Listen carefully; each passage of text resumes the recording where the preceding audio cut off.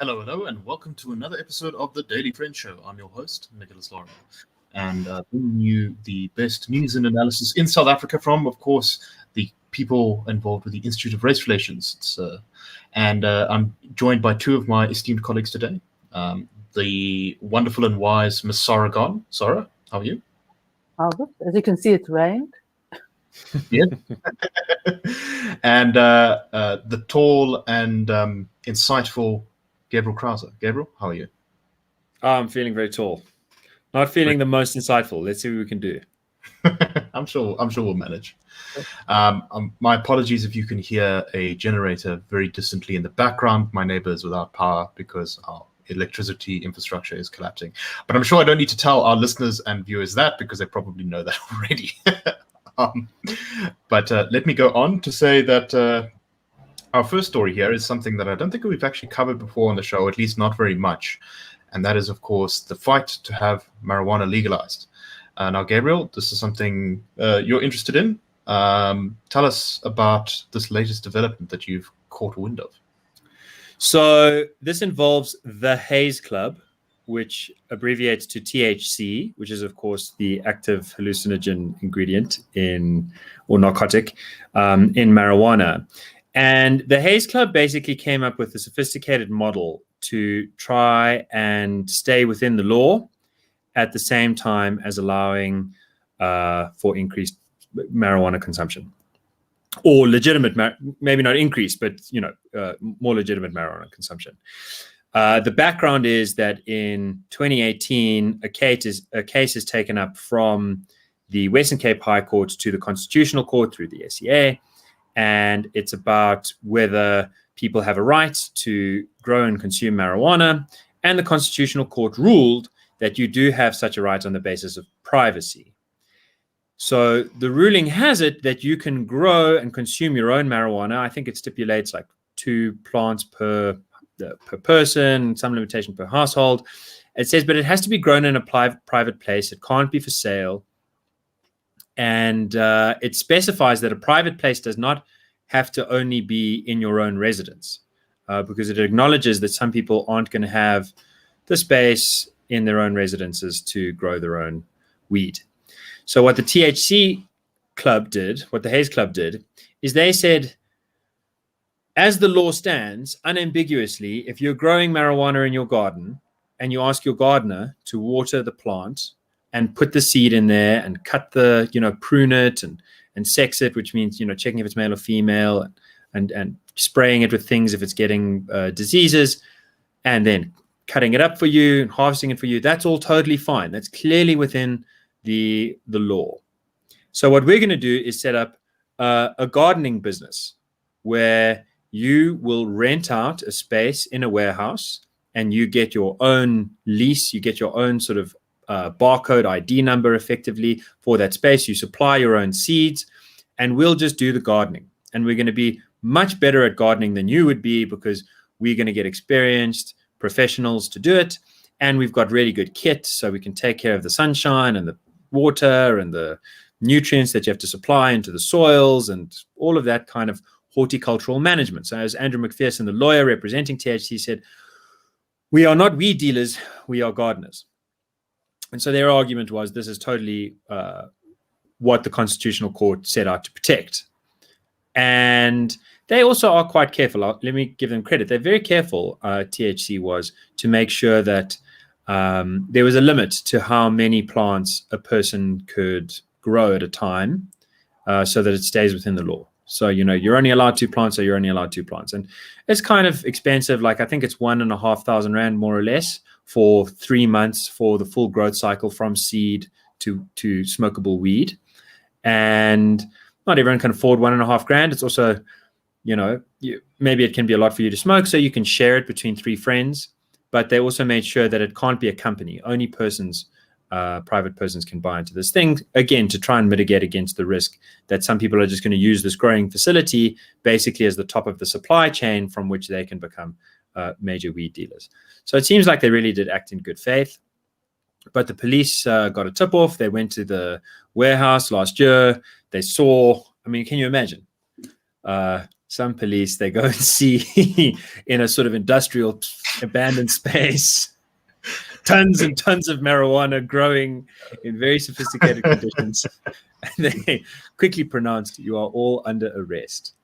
And that initiated a problem. The charge, the jail time that the THC owners stand to face is 15 years. In step a large team of lawyers happy to work pro bono because they consider this to be a sort of cutting edge case, which I think it is, because there's lots of other clubs like this. THC was just sort of, as it were, the first one to get caught. And so the precedent that this case sets will determine the model to a large extent. So the news is that firstly, the criminal proceeding in the Weinberg Magistrates Court has been delayed severally. The prosecuting authority has said that they need more time to gather evidence. That strikes me as absurd, given the nature of the business being so open. They were VAT registered, the title deed ownership, everything's very clear. And the evidence was all very much on hand when the police made the initial arrest. Some lawyers think that maybe the police are just super incompetent. I think more likely the prosecuting authority recognizes that this is a low priority case because it's not going to be decided on the evidence, on the fact. It's going to be decided on the law, the interpretation thereof. So what's just happened this morning, the Daily Friend can report, is that the legal team has submitted a stay of prosecution appeal to the Western Cape High Court. There's basically two parts to this. The first part is they say, we'd like you to put the pause button on the criminal proceedings. And because the law is ambiguous, the law is not ambiguous. We have our clear reading on it. The police seem to have a different reading on it. And this is going to be decided on the law. So then the second part of this is to get into what they think the law should be.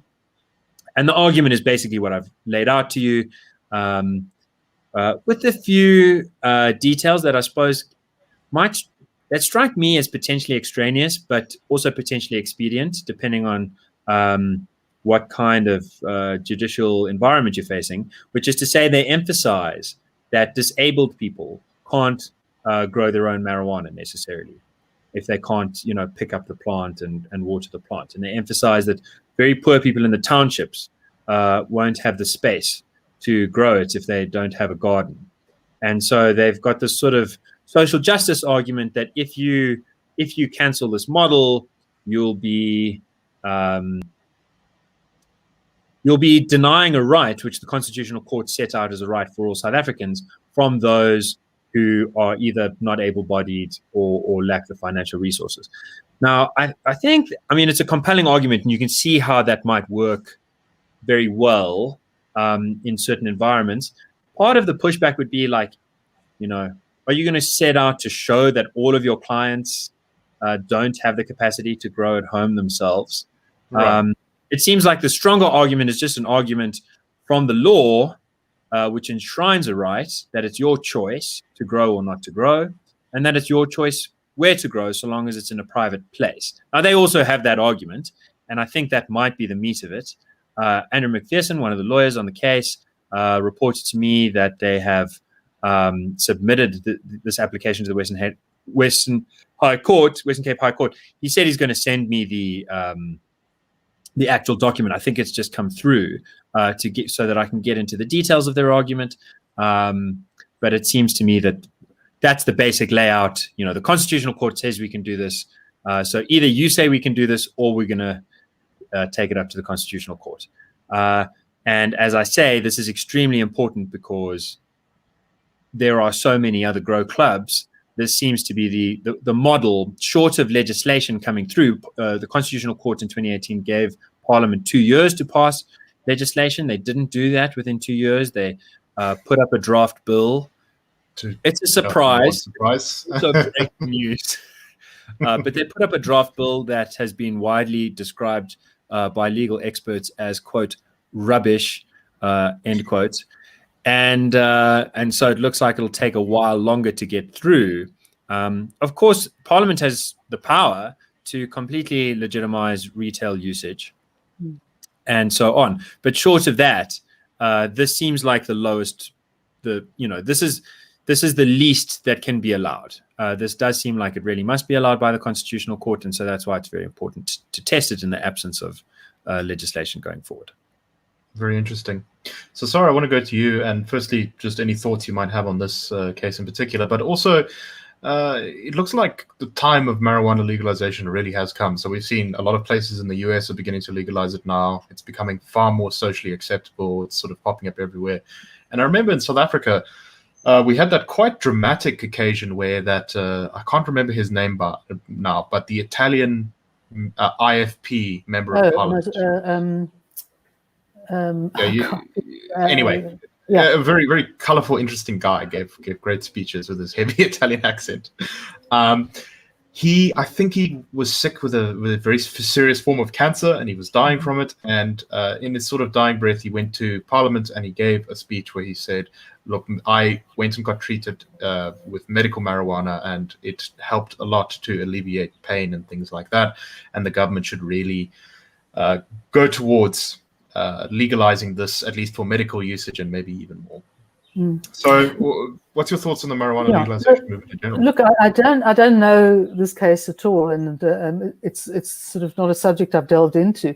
But I think that's right. I think it's a move to legalization. I think it's sort of gone this first big step, because almost anything after this will not have the impact that the first judgment had in at least legalizing smoking of it and growing it, smoking it at home and growing it in a private space.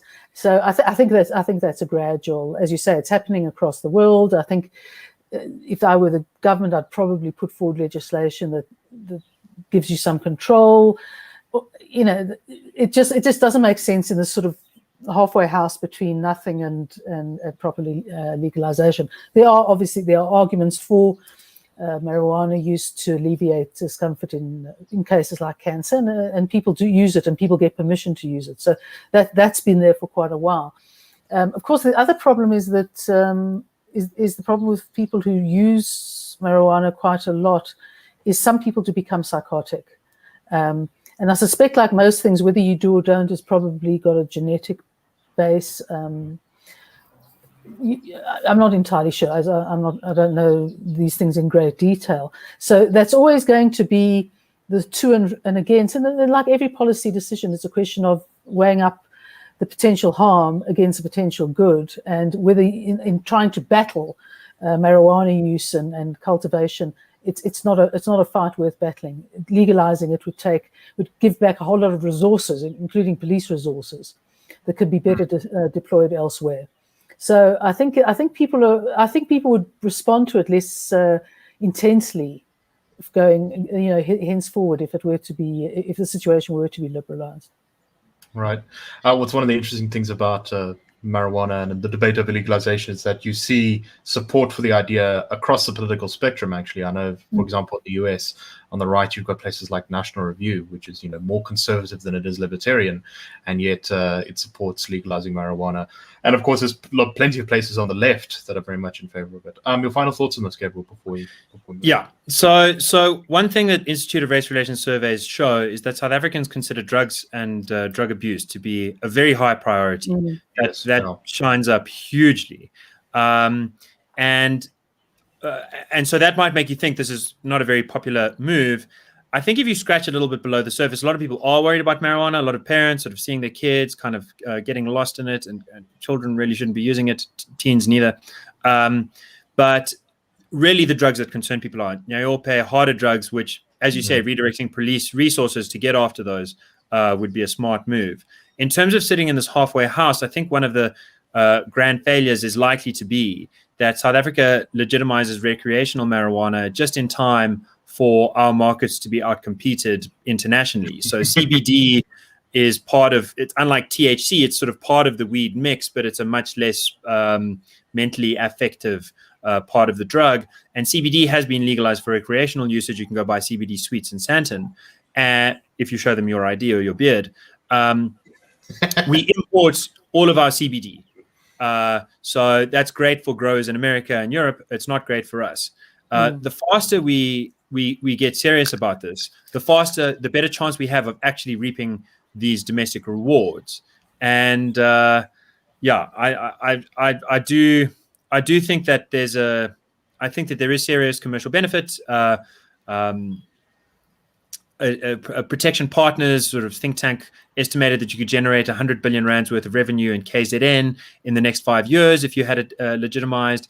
And this is not to say that the market would grow. It would be legitimizing the market, which means taxing and regularizing and so on, and also creating an export market. I know the Spanish government is sort of in connection with private people here, sort of investing 500 million rand in a farm to grow marijuana, which they can then that we can export to Spain for them to use in medical products. So those kinds of things are, I think, seriously good for a very badly battered rural economy. None of it's really going to make much of a difference if you don't have title deeds, if you don't have a stable government, but and all at the that. very least, but it is a nice move, and it's something that we're unlikely to do very hastily, unfortunately. Jeremy Maggs last week on ENCA asked me, how we can get a castle lager, how long will it be before you can get a castle bong? Because SAB and company are very interested in this too. And unfortunately, I think the answer is anywhere between 1 and 5 years. And if you're leaning towards 5 years, then those commercial benefits are largely going to be swamped up by foreigners and big corporate interests. Right. No, definitely. All right, let us move on now. Because one more thing I want to say on this is just that this is a much better way to get more money. Legalizing marijuana is a much better way to acquire money for the government than taking people's assets. Anyway, let us move on to our El Presidente, who, much as we said on the show yesterday, he's lifted a lot of the restrictions last night in a speech to us. The beaches, alcohol, that kind of thing. But there's a bit of Ramaphosa sentiments that have come out in the past 24 hours that are, shall we say, drawing some criticism from everyone outside the sort of ANC orbit. And that is this bit where he said, "This evening I wish to recognize in particular the selfless and unwavering assistance of the government and people of Cuba. In recognition of this effort, Cabinet has approved a proposal to nominate the Cuban Medical Brigade for the 2021 Nobel Peace Prize. We extend our sincerest gratitude to the people of Cuba for this great demonstration of solidarity." Sara, your thoughts on the Cuban Medical Brigade? I try not to think about it. I try not to think about it because why the Cubans and not the rest of our colleagues? And also because I know people in the trenches who've worked with particularly some of the recent bits of Brigade from Cuba in their hospitals. And they have been complaining that they don't work very hard and they don't speak English because they only speak Spanish. Let me put it this way. The ANC's love affair with Cuba is probably rooted in about 6 decades of antiquity. Has no relevance to life as we know it, certainly to successful life as we know it. And if you look at it, Cuba is a communist state. It is still a repressive state, is a poor state. In fact, I think its export industry is doctors and medicines. And I could only have a cynical thought. So they keep sending us doctors. I don't know, hopefully, I imagine for them, it's a possibility of immigration they're looking at. But to the medicines, I mean, you saw the SANDF recently. Right.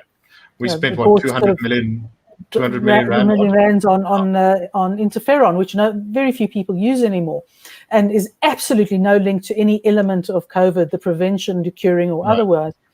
And can you imagine, the Cubans would have sat there and thought, Jesus Christ, we can unload this stuff onto those mugs for 200 million rand, even converted into dollars, it's a reasonable amount of money. I mean, without going through any health regulatory authority, not even the militaries. And it seems like, because the Cubans fought 30 years ago or more ago against the dreaded apartheid regime, our fealty has to go ad infinitum, and we must be thankful to everything they say and do. And all I can say actually is it's pretty damn pathetic, given the fact that Cuba actually has very little to offer anybody. Right.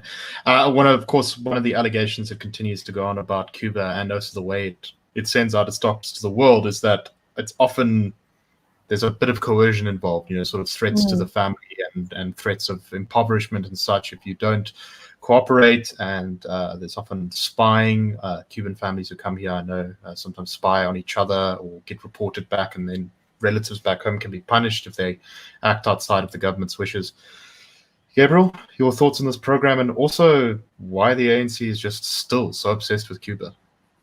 Yeah, so I mean, I just to follow up on what you were saying at the end there, my understanding from reports last year, I don't have the numbers at my fingertips, but my understanding is that the Cuban doctors were actually being paid a small fraction of the money that the South African government was handing over. Most of the money was going to the Cuban government. And this is sort of how they meet their balance of trade deficit, where they have nothing to export, but they do need to import some things. And so there's no way to get foreign currency other than to basically do that, to graft their own doctors. I sort of think that it would be worse if Ramaphosa had tried to nominate South Africa's health professionals for a Nobel Prize. I think that'd be more embarrassing. Which was suggested by Herman Mashaba. Yeah. Because I mean, it's effectively the boss sort of saying, well, I'm going to nominate my own company for a Nobel Peace Prize because he's ultimately in charge. That's of why that we have to nominate the Cubans. Yeah, so the Cubans. So the good side of this is they are at least outsiders who came to help. The bad side of it is what help did they provide? I've seen no data to show a substantial difference. However, I have seen plenty of data on the Daily Friend site to indicate that South Africa might have had one of the worst COVID experiences in the world. That's not to say we had the most deaths per million, but we're a very young population and a relatively dirty population. And both of those things are good for the immune system, as it were. But if you look at the length of our lockdown, longest in the world, if you look at the number of police murders during our lockdown or alleged murders, pretty high. Even by world standards. If you look at the irrationality of our lockdown, I don't know anyone else who sort of was getting into the details of open-toed shoes, ties, and bikinis. I don't know anywhere else where the police minister sort of gallivants around beaches, harassing seagulls and film crews that are legally allowed to be on the beach. Yeah, like cigarette ban. Outside of banning New Year's Eve, which I think probably was a good idea given all the rest. I can't think of anything about our lockdown that isn't exceptional. It's all exceptional. And I can't think of any of it that really stands out as successful. I mean, estimates right now look like as many as half the country might have had it. It looks like both times that the curve flattened, it's because we reached a level of herd protection that was higher basically than anywhere equivalent to the world. So we had terrible lockdowns and terrible spreads, terribly high numbers of people dying. It seems from sort of lack of oxygen, lack of good care. So for us to be sort of saying that anything about South Africa is worth world recognition, I wonder if there's going to be a Nobel Prize for sort of just outright detachment from reality. Like I think, I think what Ramaphosa is shooting for is the Nobel Literature Prize. Like or the ANC, their ability to just stare reality right through the face and see a rainbow sort of unicorn land behind it is remarkable. And unfortunately not even the best in the world, because of course you have the Swedish MP last week trying to nominate Black Lives Matter for a Nobel Prize, notwithstanding the fact that Roland Collier, Harvard professor's data shows that more Black people have died as a result of BLM style machinations and alienation of the police than during the worst 20 years of the Ku Klux Klan lynching session. So, just own goals all the way through. I suppose this is why people talk about signaling. I will say that Peace Prize really has come down a bit. I mean, they keep giving it to people who then sort of. So I think I don't necessarily think that the leader of Ethiopia is necessarily a bad guy. I mean, he might be, but I don't know yet. But they did give him a Peace Prize, and then he immediately went to war against one of the own regions in his country. And of course, in I think 2013 or something, the recently arrested by the military government in a coup leader of Myanmar, she was given a Peace Prize and then proceeded to downplay a genocide that was happening in her country. So, and of course, as many people she's just been deposed, it seems. Eh? Yeah, she's just been deposed by a military coup. People on the right are very keen to point out that Barack Obama got a Nobel Peace Prize for being a Barack Obama. There's I think that's where the rock really slid in. Right. The Nobel Peace Prize giving Barack Obama just because he was not a Republican president. I mean, he hadn't time to breathe before they awarded him the Peace Prize. I mean, that was just I would consider Obama a serious candidate for a Nobel Literature Prize. I mean, I think part of the reason that the committee found him so appealing is that he wrote so well. So I'm quite serious when I say the ANC. I mean, if you read some of I've been going through the Umra Bulo document again. It is up there with Tolkien and J.R.R. Martin. It is amazing. I would like to nominate them for a literature prize. Some fantastic fiction. For poetry. And their relationship with Cuba is so poetic. I mean, it's just like, it's straight out of the Cold War. Let's pretend that the Soviet Union is still around and let's see how far we can take that performance art while people die. Yeah. I think all I can got see a nice is cachet, all I can see is magic realism. Yes. Anyway, let us move on to our last topic, and we don't have much time to cover it, but it's worth mentioning. Just again, and of course, we've said things like this in the past, but a lot of people, particularly the DA, have pointed out that. So, of course, at the Zondo Commission last week, we saw these allegations come out about the State Security Agency and how Zuma had essentially turned it into a completely partisan political hit squad who just paid him money and did his dirty work and spied on his enemies and all that sort of thing. And this is based on a report done by a commission that came out in 2018. Then Deputy President, or was he President then? Anyway. No, he was President. He was President. Then President Sara Gon got this report, appears to have released it with bits of it edited out, and not really made much of a fuss about it. In fact, he went on to appoint some of the people like David Moklobo, who were implicated in the report as basically being part of the politicization of the security agency to ministerial positions in cabinet, showing that Ramaphosa really doesn't. He is complicit in the cover-up, and he is complicit in the Zuma years. Of course, he's managed to play this marvelous game where he pretended like he wasn't a senior figure in Zuma's government up until, the wheel turned, and that somehow he wasn't at all responsible for the state capture stuff that went on during Zuma's year. Gabriel, am I being unfair? I think you're unfair not to mention that the distinction between Ramaphosa and the rest is that he didn't personally, to anyone's knowledge, materially benefit from state capture. What he benefited from was an NDR project that anteceded state capture. So there is a salient difference. And in that sense, he seems a little bit to be like Nkosazana Dlamini Zuma. I'm not sure that she's sort of personally got her fingers in the till. But where you are exactly right is to say that he there's prima facie evidence that he had knowledge of what was going on. If he didn't have knowledge of what was going on, he'd have to be mentally brain dead. And on that basis, shouldn't be our president. If he did know what was going on and did nothing about it, that's a deep worry. And in particular, this sort of idea that he was waiting to consolidate his power before really pulling the trigger. He wanted to win at Nasrec first, and then wanted to become president first, and then wanted to get the popular mandate from the people through the 2019 national election first. Those three hurdles have all been crossed, and I don't think anyone's even talking about another hurdle to cross. Right, so, we're still waiting. Yeah, that was his gesture. Right. Sara, your final thoughts on this? Ramaphosa is complicit. He also ran under Zuma's government, he ran the Corridor Deployment Committee, and he was in charge of the war room or ESCOM. And that's all I need to say. Yes, and we all notice that ESCOM is much. Oh no, wait, it isn't. It does still exist. No, we have to explain that ESCOM does still exist. It does still today. Exist. Good news. It still exists.